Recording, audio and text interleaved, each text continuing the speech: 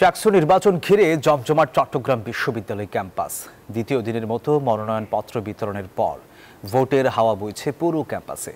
গত 2 দিনে 97 জন শিক্ষার্থী মনোনয়ন ফর্ম নিয়েছে। এর মধ্যে ভিপি 8 জন আর জিএস 3 জন।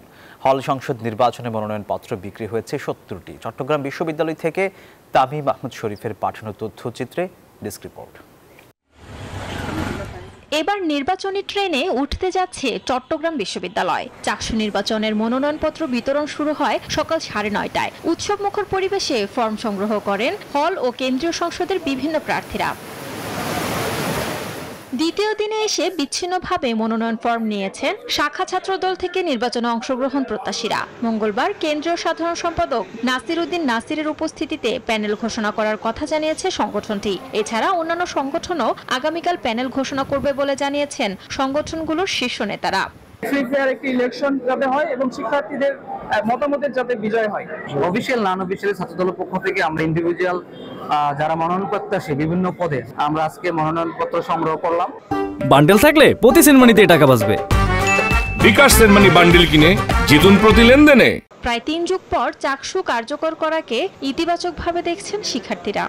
আমার টার্গেট হলো আমাদের হলে যে সমস্ত অ্যাপলিটিক্যাল শিক্ষার্থী আছে তাদের প্রতিনিধি হিসেবে আমাদের হলে যে সমস্ত এক্সিস্টিং প্রবলেমগুলো আছে সেগুলো সমাধান করা। আমার মূল লক্ষ্য উদ্দেশ্য হলো এই সেক্টরে এই প্ল্যাটফর্মে এসে শিক্ষার্থীদের ম্যান্ডেট নিয়ে শিক্ষার্থীদের তাদের অধিকার আদায় নিয়ে কাজ করা। আমি যদি নির্বাচিত হই তাহলে এই পদে যেসব কাজ করা সম্ভব আমি আপ্রাণ চেষ্টা করব আমার জায়গা থেকে করার। আগামীকাল মনোনয়ন পিত্রে আরো বাড়বে বলে প্রত্যাশা করছেন নির্বাচন কমিশন। প্রায় 14টা হলে এটা তো 350-400 বিয়ার মতো আমাদের ফর্ম যাবে, তো এইটা খুব বেশি তো এখনো যায়নি। আমার ধারণা কালকের মধ্যে এরা সবাই আসবে, তখন একটু হ্রাসও হবে, সেই জন্য আমরা একটা প্রস্তুতিও রাখছি।